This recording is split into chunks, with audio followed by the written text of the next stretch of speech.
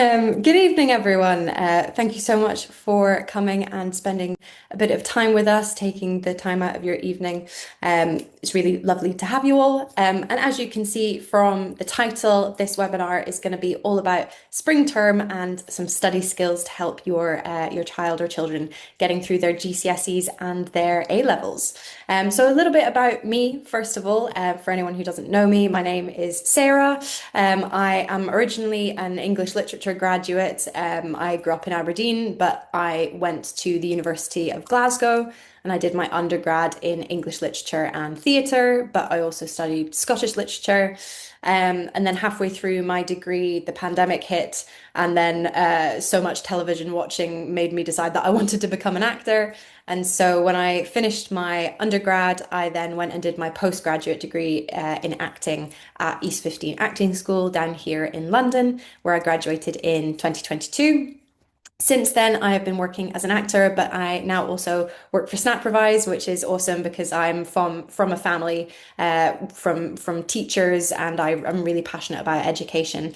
I really love books and walking and poetry, and I always have a trusty cup of tea. So I'm a big literature nerd, but I'm really excited to be able to be talking to you today and hopefully give you some clarity and some advice about what to expect kind of between now and the Easter holidays. So for anyone who doesn't know about Snaprovise, who isn't familiar with us, we make top quality content for revision. We do this through our three main types of resources. We have our summary notes, our flashcards, and our text guides.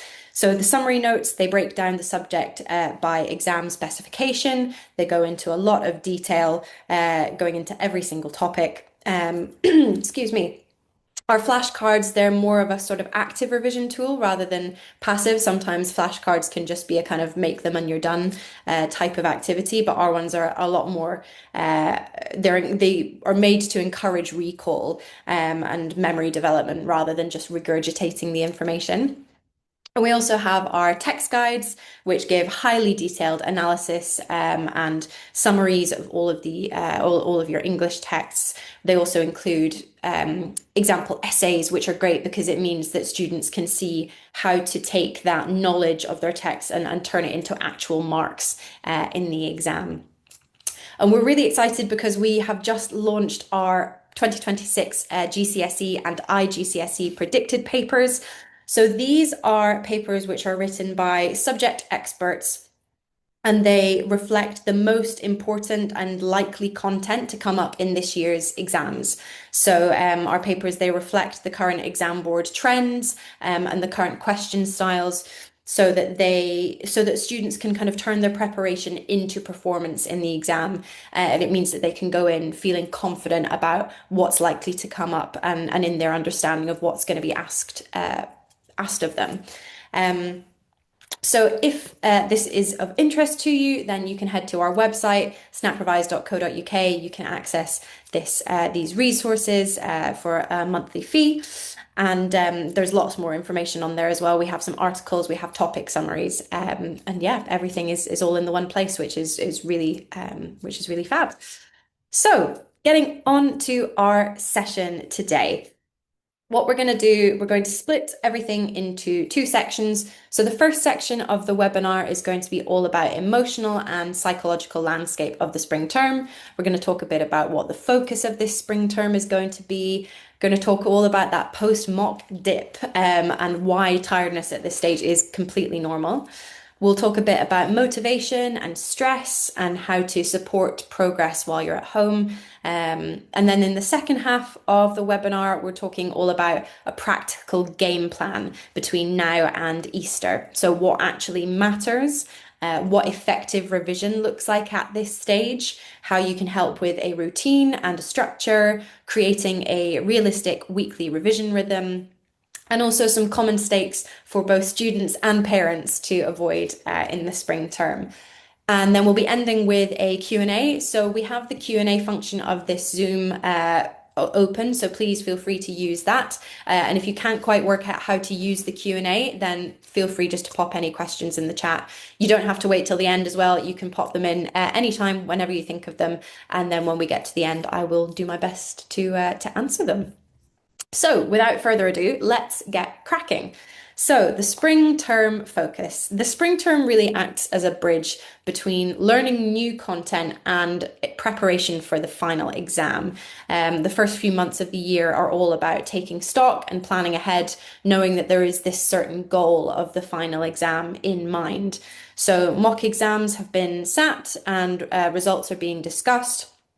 And the mock exams really act as a springboard for this spring term. Didn't think about that. But yeah, the mocks, they're not the final destination. They're really the starting point for what the trajectory needs to be this term.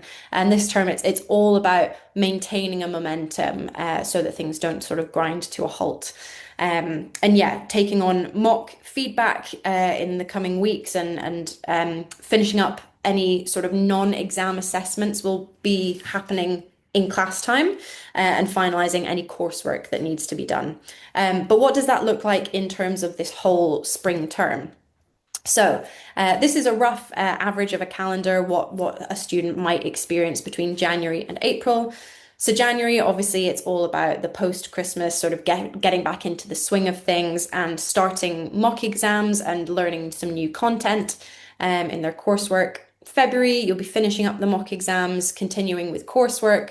We've just had February half term as well, a nice little break for everybody. And then this is when more targeted revision needs to begin.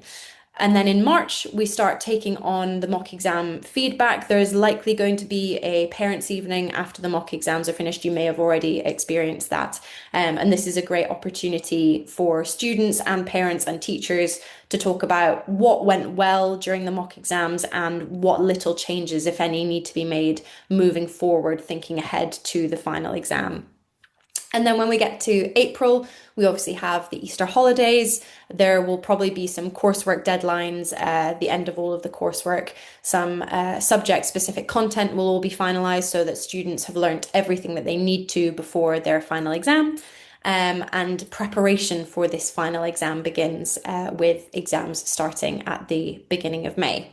So that kind of puts you into context of where we are in the spring term at the minute, what students will have been doing in class and what they will be going on to do, so that you can kind of understand what needs to be happening in the next sort of 6 weeks till the Easter holidays. So let's talk a bit about the post-mock dip. So what do I mean by that? I mean, you may have noticed since mock exams have finished that students might be a little bit sluggish, they might be a bit tired, they're a bit more lethargic, they don't seem to have as much kind of motivation or enthusiasm for revision or for studying. And this happens simply because their mock exams are a really intense period of time. They have been producing so much adrenaline through their body, and that adrenaline just isn't there to keep them going anymore because it isn't needed. And this can lead to things like mental fatigue, or even physical fatigue. But there is also a tension because they still have that kind of niggling thing of the final exam in the back of their mind. So there's a real tension between wanting to relax because they've finished the mock exam and not knowing whether they should keep working. So that it kind of creates this freeze state, and we'll go on to talk about that in a little bit. But it means that they're sort of in limbo and they don't really know how to move forward. This dip also happens because simply the time of year that we're in, as this year has clearly demonstrated across the whole country. This was a screenshot that I took a couple of weeks ago when I was making the presentation of that day. And as you can tell, it's been a pretty wet and miserable January and February. You wake up for school in the morning, you go to work and it's dark. You come back from school or work and it's dark. And it's completely natural for our bodies to kind of want to go into a hibernation mode and feeling a big dip in energy. And it's completely normal, and it means that motivation is likely to dip even within the most capable of students. But as I say, it is completely normal. It doesn't mean that your teenager is being lazy or that they're not doing what they need to or that they've necessarily lost all of the momentum that they had. It just means that their body is feeling the effects of the time of the year and of the aftermath of their mock exams. We all go through periods of intense emotions and pressure and stress. So if you have noticed that this has been a big change in your child, then try to communicate to them that you understand where they're coming from and you understand how they're feeling, and give them a bit of grace. Try to let them rest when they need to. So, if they've been really getting their head down for their mock exams, they can maybe have a bit of time off at the weekend to enjoy themselves, and maybe let them have a lie-in every now and again. But as I have said, and as I'll continue to say, this whole term is about finding a balance between that rest, which is very much needed, and continuing to do that core revision so that they keep up a momentum for these final exams. So let's talk a bit about stress and about laziness. And I think sometimes it's tricky to tell the difference between the two things, especially in teenagers who sometimes aren't the best at communicating how they're feeling. So these are all symptoms of laziness or stress. You might think you have a good idea of which category these symptoms apply to, these symptoms in green. But the important thing to note, as I touched on earlier, is that stress comes from a fear-based freeze response and overwhelm, whereas laziness comes from a lack of care about an outcome. So now I've color coded them. You can see which belongs to stress and which belongs to laziness. With stress, it often manifests itself in avoidance. So this could be avoiding revision or their hobbies, sometimes even their friends and their family. It can also come out in a change in behavior, fatigue, and it often includes physical symptoms as well. So headaches or stomach issues. And it really just means that they feel like their workload is too big and they're feeling very overwhelmed with the situation. Whereas laziness, as I've said, it comes from a place of not really caring about the outcome.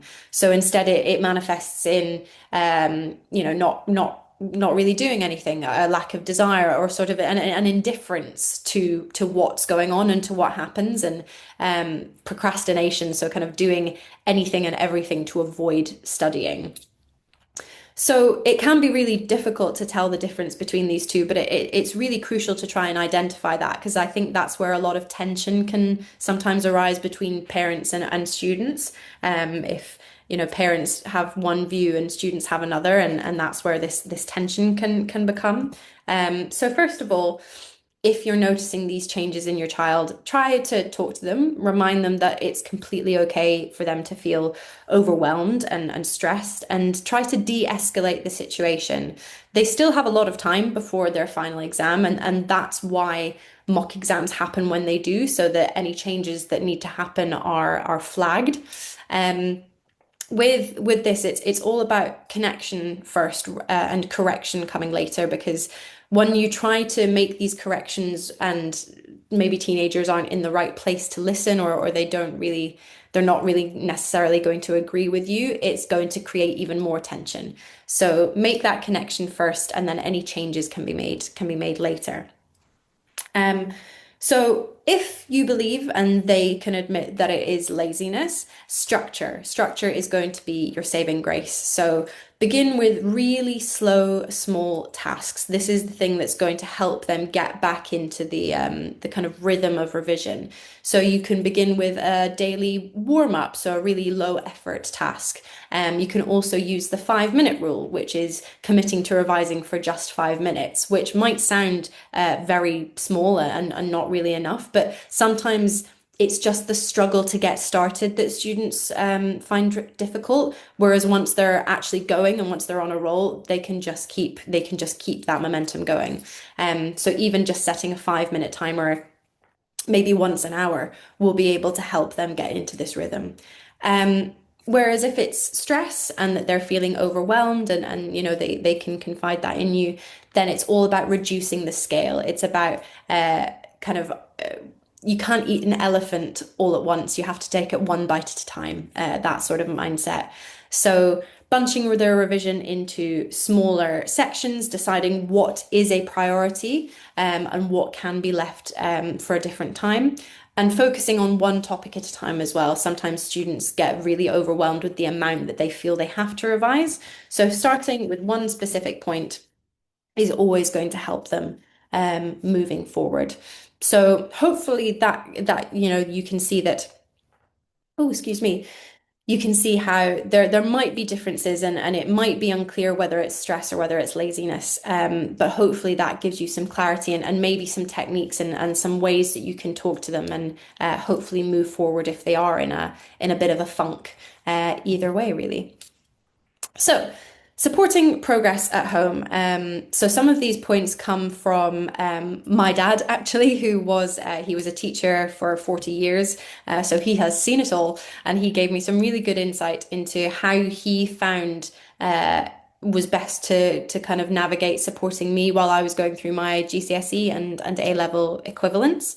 But it also is kind of common for teachers who have children, and this is what a lot of people have said. So the big thing is avoiding minimizing their emotions.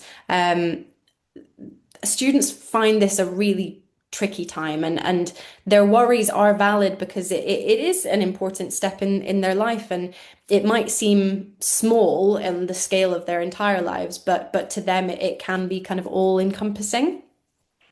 And there's nothing more deflating to a teenager than thinking that their feelings aren't valid. So, one specific phrase that I have been encouraging parents to try and avoid is the phrase, "Don't worry, you'll be fine."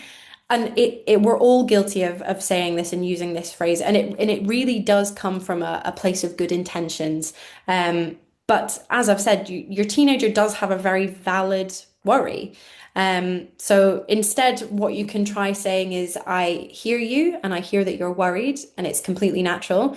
But then back up the good work that they've done. Tell them that they've put in a lot of energy and time into their revision. So maybe there is another element that is worrying them, and get to the bottom of that.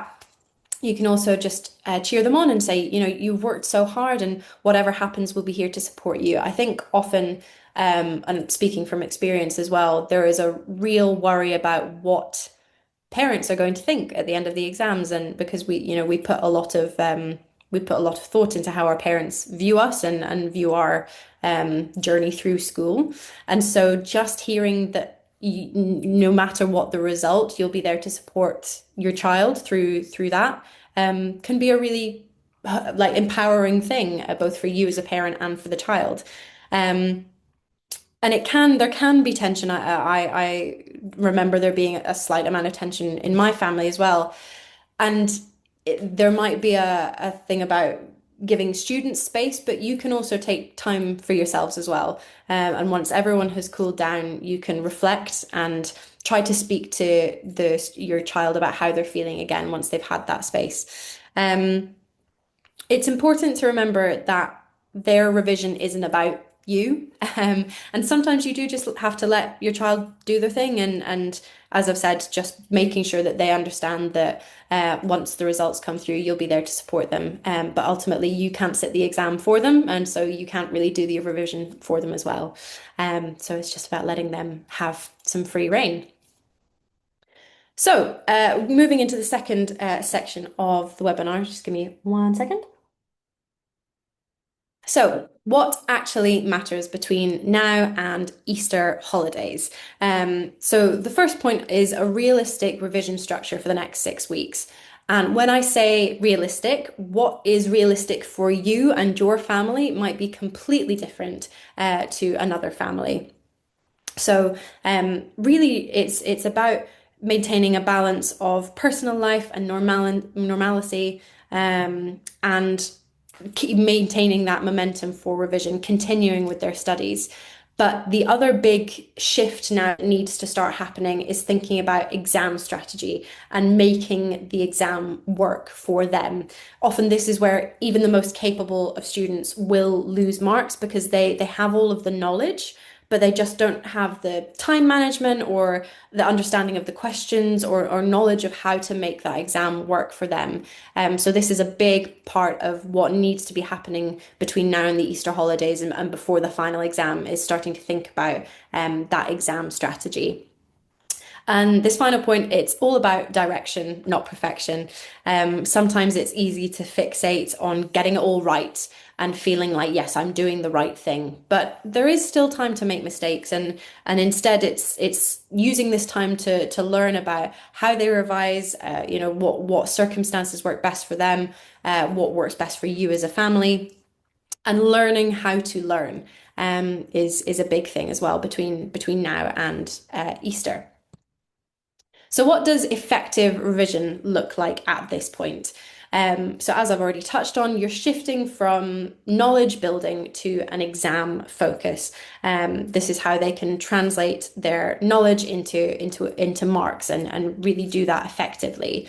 It's the time to be moving away from passive revision techniques, so rereading your notes, into active revision. I touched on this a bit in the previous webinar that we did, but I thought I would go over it a little bit again. So active revision, it's all about making your brain retrieve and recall information and apply it in different circumstances. So some of the best active revision techniques include blurting, which is where you review all of the information and then you write down everything that you can remember all in one go. Once you've finished, you kind of check and refine. You could maybe use a different colored pen to add in information where there might be gaps. And then you simply repeat this process until you feel confident in your ability and confident that you've managed to put down everything that is necessary. Another great method is the Feynman method. So this comes from Nobel laureate Richard Feynman, and it basically involves writing down all of the information about a topic as if you were writing a letter to a child.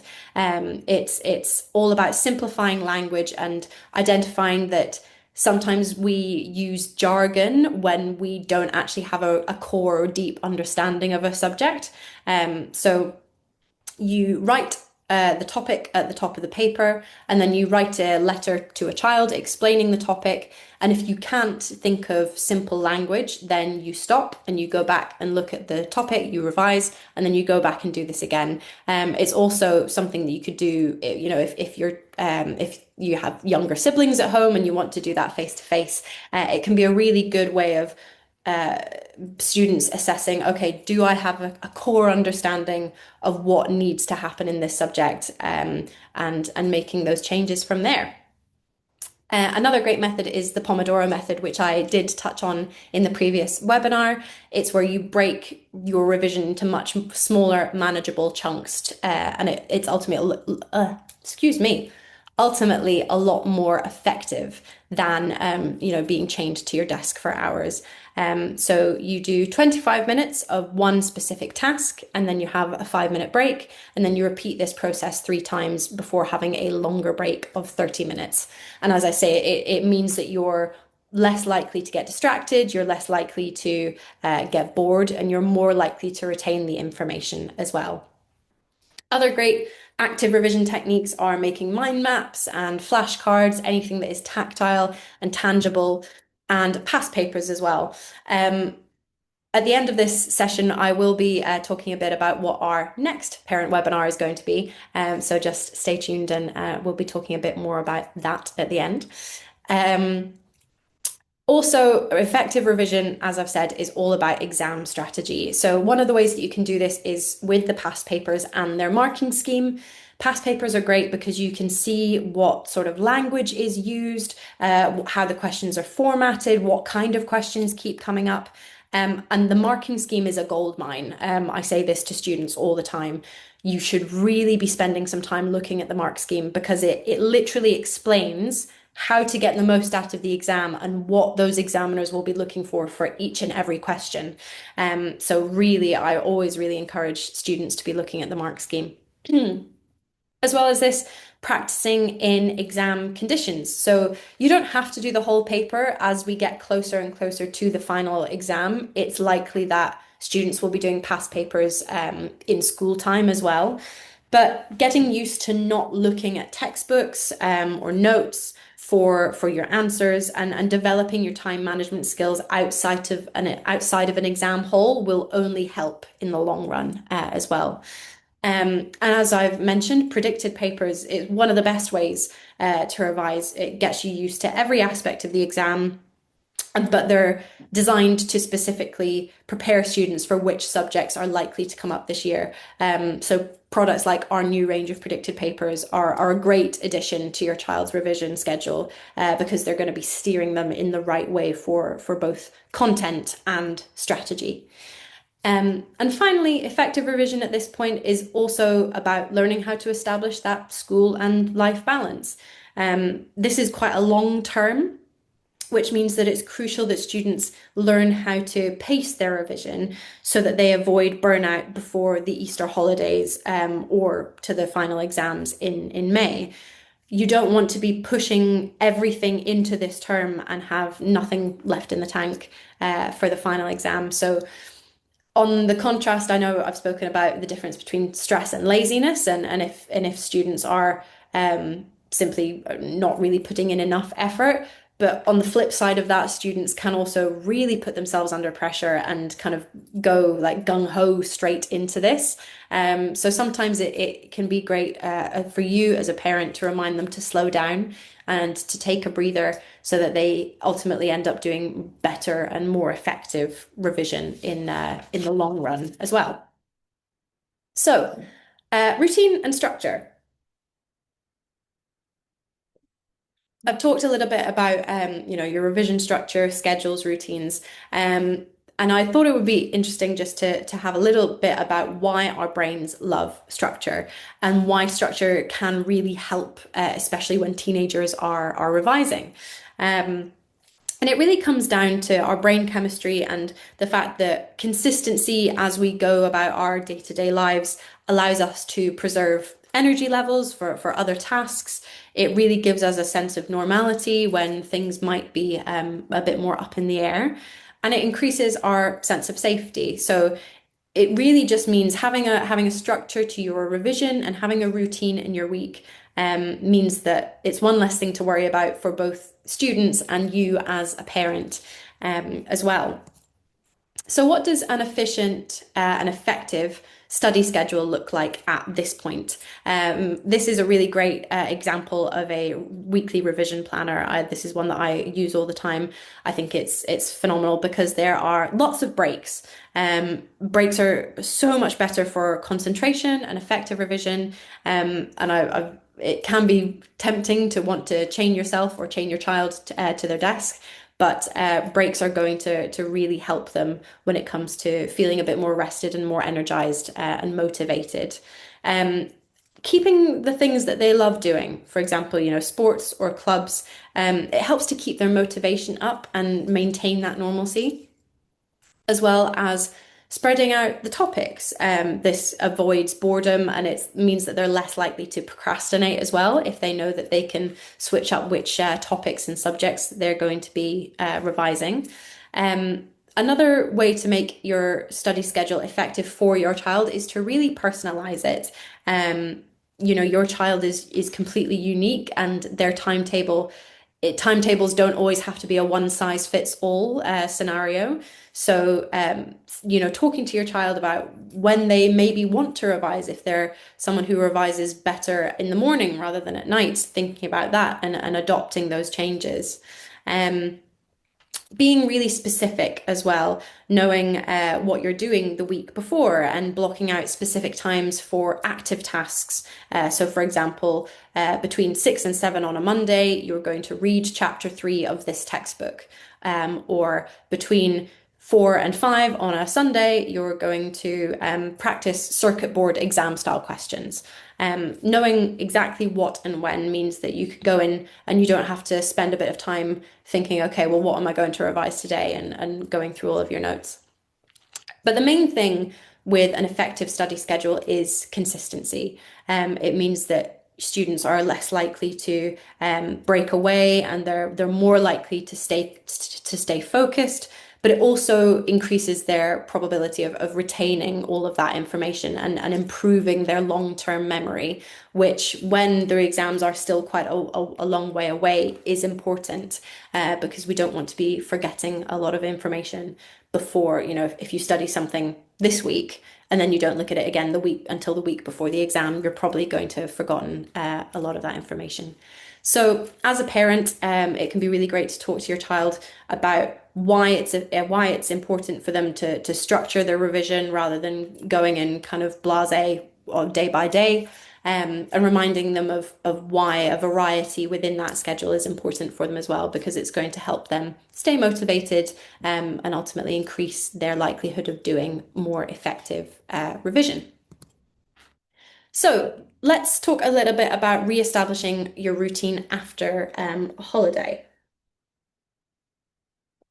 I wanted to talk about this because we all know how tricky this can be, and obviously we've just come off of half term. So these are just a few points on how you can re-establish that routine if the energy level has dipped slightly. So first of all, thinking about it as a gradual re-entry. Avoid jumping straight into a full high intensity schedule. Maybe encourage your child to start with some lighter tasks for the first few days if they're struggling, or if they're seeming a little bit, if they don't have much motivation. Pardon me. Another great way is to make that plan before your holiday begins. You're more likely to be in a better headspace to prioritize the things that they might want to avoid once they've had the holiday, and it means that everything is laid out, and then you can enjoy your holiday more as well.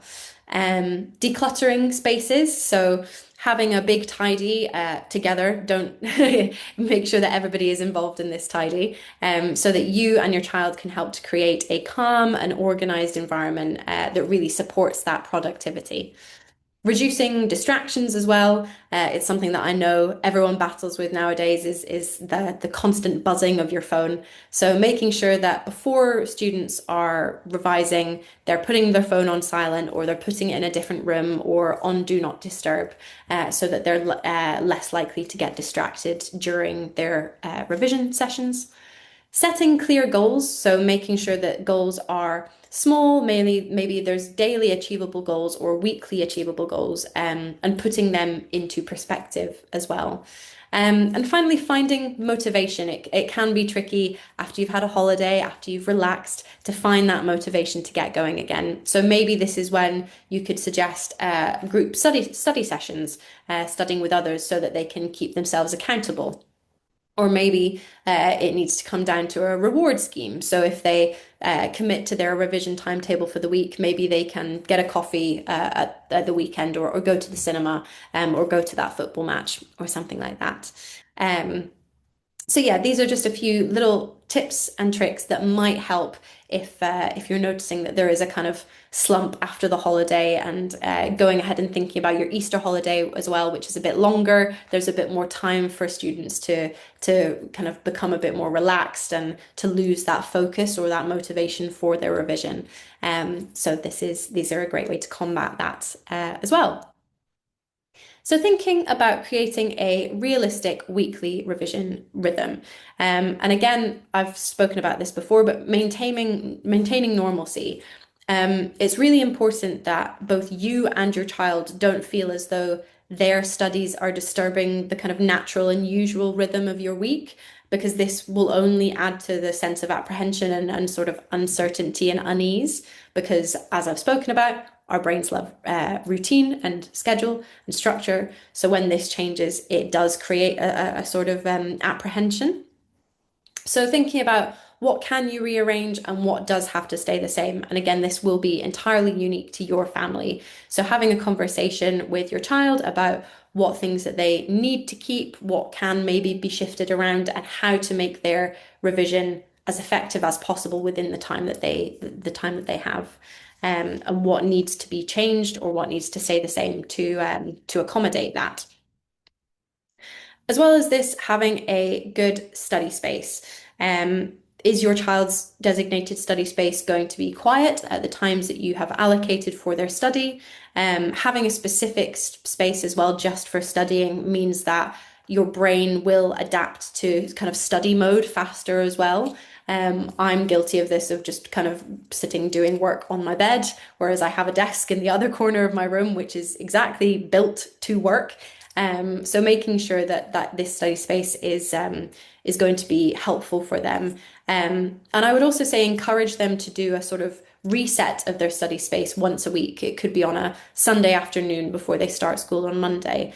It just means that that space will then be organized and fresh and tidy for the next week, and boost their productivity for when they are studying. And finally, thinking about mixing the subjects, because it manages boredom and it keeps things fresh. And we all know how annoying it can be to kind of stay on the same focus for too long. It ultimately affects our motivation, and it means that we probably pay attention less as well. So mixing up the subjects throughout the week will allow your child to stay motivated and mean that they're more likely to remember the information as well. But it's also important to note that life happens and sometimes things get in the way. And if that does happen, try not to panic. We just have to accommodate that. And if something happens, which means that a certain time is taken up that was meant to be for study, it's just about reorganizing and thinking about how we can then make that fit within the existing time that you have. But yeah, try not to panic about that. There is always time. There is always time to make those amendments. And now just thinking a bit about common mistakes to avoid in this spring term. So let's start with students. The first one I've put is resting on your laurels after the mock exam. And it can be really common after successful mock exams. Students think, well, I've done really well in this, so that's fine. I don't need to worry. I'll swim through the next final exam. And it might be true, but there might also be a lot of factors which could change for the final exam. They could have different topics come up. Their sleep schedule the night before could be interrupted. They could be a bit ill the week before and not really feel their best. So the best practice going forward is to keep up that momentum and to be prepared for any eventuality. It also means that they're going to be less likely to forget the information by maintaining a consistent study schedule. Secondly, thinking about taking your foot off the gas. There is lots of time between now and when the final exam schedule begins. So if they don't keep their foot on the gas, they're likely to grind to a halt and find that they have forgotten a lot of information. So keeping that momentum up is super important. And then also leaving everything until the Easter holidays. Some students might think that because they have a lot more free time in the holidays, that they can just wait and do all of their revision then. But it really kind of defeats the purpose of their holiday. This is meant to be a time for rest and a slight recuperation, and they just need to be aware of managing their time so that they have a proper rest whilst also keeping up that consistency in their study schedule. So if you're met with this argument that they have 2 weeks at Easter and they'll just revise everything then, just remind them that little and often is always going to be the best course. And if they start now and maintain a steady trajectory, then they're more likely to go into the exam with more confidence and feeling a lot more prepared. Now we've got some common mistakes to avoid for parents. So first of all, making a timetable for your child. In a time where they can feel unsettled and uncertain, it really gives students a sense of control, to have a hand in making their own revision schedule. So by all means, help, and you can advise, and obviously a lot of the time when they're still at school, how and when they can do things depends on your schedule as a family. But it's counterproductive if you hand them a revision schedule that they have no say in. So yeah, making sure that that is a dialogue rather than a one-sided conversation. And making comparisons, it can be really easy to make comparisons as well, especially if you've already had one child go through this process and go through the exam system. However, try to stay away from these because it can put some undue pressure onto your teenager and make them feel as though they have to work towards a certain goal rather than just doing their best and working in a way which suits them and is more effective for them. But it's something that everyone is guilty of. But just being aware of the fact that every child's experience of revision and exam sitting is going to be different, and making those adjustments. And yeah, the final point, don't make it feel like you're monitoring them. My dad said that he had to really stop himself being an army drill sergeant, because it's something that comes naturally. You want to make sure that they're doing the work that they need to be and that they're revising to the best of their ability. But students will already be feeling this kind of looming presence of the final exam, and they don't need to feel like you're watching them, their every highlight or every page turn. And sometimes it is all about putting your trust in them to do the work. As I said, they're going to be the one sitting the exam, not you. So yeah, these are just a few things to bear in mind for the next 6 weeks before you go into Easter and then further beyond to the final exam as well. So, to sum up, I know I've thrown a lot of information at you. This PowerPoint, the recording and the slides will be made available to everyone, hopefully by the end of the week. But if you've missed anything, there will be something there. But yeah, to sum up, these are the three key points that I would love for you to take away from this session. So the spring term is all about moving from knowledge-based study to learning about how to make the exam work for you, learning about exam strategy and how to get those marks. Even the best students can get 100%, and they would have got 100% because they know all of the knowledge. But if they don't know how to answer the questions in the right way, then ultimately they won't get the marks that they deserve to get. So yeah, moving away from these kind of knowledge-based learning sessions to thinking about exam strategy is really important at this point in the term. Keeping up the momentum as well, and keeping up a dialogue between you and your child. Having an open door policy when it comes to revision, and talking about making changes. Maybe they've tried revising in one way, and you thought it worked, and they said, well, today I want to try something different. That's completely natural, and it's completely fine. They have the time to work out what works best for them. And as long as they can keep that momentum and keep that consistency, then any work that they're going to be doing is going to be standing them in good stead. And as I've said, this term isn't about pushing harder. It's all about how you can help them to continue going. There's still 9 weeks until the final exams are starting. So encourage consistency rather than dramatic changes, so that ultimately everybody has enough energy and motivation to keep going and get through this next term, because it is going to be an intense one. So yeah, fabulous. That is sort of the end of this. So as I said, there is a Q&A section. I think some people have already been using it. So I will just pop up the Q&A in 1 second. As well, I kind of hinted at this earlier, but our next webinar, it's going to be all about revision. It's titled A Parent's Guide to Smart Revision. It's going to be on March the 18th. It's a Wednesday, again at 6:30. And again, it will be split into 2 sections. So we'll be thinking about what actually works with smart revision, the importance of learning how to revise properly. We're going to be talking a bit about ready, steady, go, and what it means to properly prepare for revision rather than launching headfirst. Some high impact techniques to battle the forgetting curve, and what a productive revision environment means. And then thinking about how to make revision work at home before the Easter holidays, and the sort of best revision approaches. And we'll be going into detail for some of the core subjects as well, and how they can be, how you can tailor revision specifically for those subjects, and how you can be involved in that process as well. So you can scan the QR code now. We'll also be having some emails out to you as well over the next few weeks about how you can register for that session as well. So let's move on to the Q&A. So please confirm that materials will be sent afterwards. Yes, the recording for this webinar and the PowerPoint slides will be sent to you, hopefully by the end of the week as well. Fabulous. And then I go here.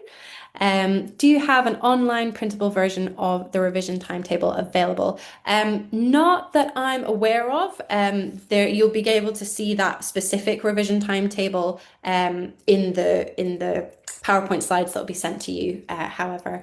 And yes, you will have a recording and slides to refer back to. I'll maybe leave this open for another couple of minutes if anybody has any other questions that they want to ask. It could be about revision, or it could just be in general. I will try my best to answer. Supporting parents is important, but the next session sounds like it would be more useful for children. Yes, I think it will be tailored slightly to revision techniques that will be helpful for children, but we're going to make it so that it's also key information for you, and ways that you can support them, and ways that you can direct them. Sometimes I think when it comes to the core revision and the intensity starts to build up, students struggle to know exactly what way to be directed in, and how to do that. So yeah, we're going to be making it tailored so that it's ways that parents can support through revision as well. But yeah, it's probably helpful for the children too. How do you suggest using the study notes and the flashcards? So flashcards, on the front of them, they tend to have the question, and on the back, they have a proper filled out answer. So it could be that you help with the flashcards. It could be that you're a revision partner. And you help in that way.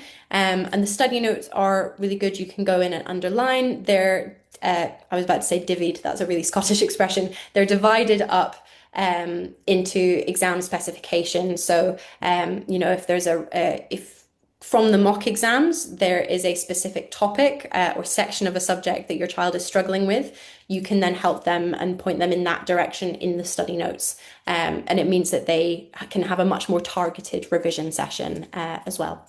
Hopefully that answers your question. Are your predicted papers for particular GCSE exams, e.g. AQA English?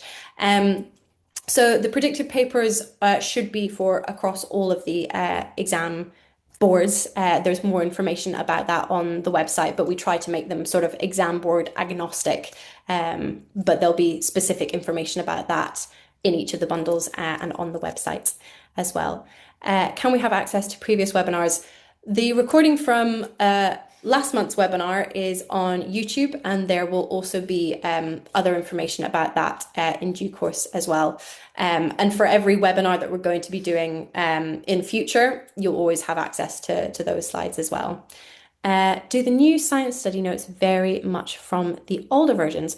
I'm not entirely sure, in all honesty. I think they've sort of changed with the times, and some of the specifications might have changed over the last few years, but there'll be a lot more up to date, going with what we've seen in the previous exams as well. Flashcards and resources against all exam bodies. Yes, so in each of our printed resources as well, I can think about this specifically in the summary notes. As I've said, they're for all of the exam boards, but it might be that there is a specific exam specification that is only for AQA or OCR, and it'll have a little bubble within that specification which tells you whether it's only for a specific exam board as well, so that you're not wasting time if it's not a topic that your child needs to be doing. No worries. I'll go for one more minute if anybody has any last minute questions. And yes, as I've said, next month we will be doing our revision orientated webinar as well. And we'll be doing a webinar in May as well. Would you advise to do the same schedule for neurodivergent? Have you any specific tools for dyslexia? I know, I'm trying to remember, I know that I have a point about this in next month's webinar. For any children who are neurodiverse, active revision techniques are going to be helpful because they help to stimulate their concentration. So any techniques such as mind maps and flashcards, past papers, things like that as well are going to be helpful for anyone who struggles a bit more. Dyslexia, dyspraxia, I'm not entirely sure, but it is definitely something that I can have a look into. And if you're interested, I can maybe include something in the next webinar for that as well. Yeah. Okay, I think we will call it a day there. Oh, I'm really glad. Thank you so much for saying that you've found this really reassuring. That is the main point of this. And yeah, we'll be doing this again. And if you ever have any questions, you can always contact us. And yeah, really glad that you've gotten so much out of this webinar. I hope that everyone has a really lovely evening. And yeah, we will see you all very soon. And this is the part where I always forget that I know how to end the webinar. So if this is a bit awkward, my apologies. But yeah, thank you very much and have a lovely evening. Bye.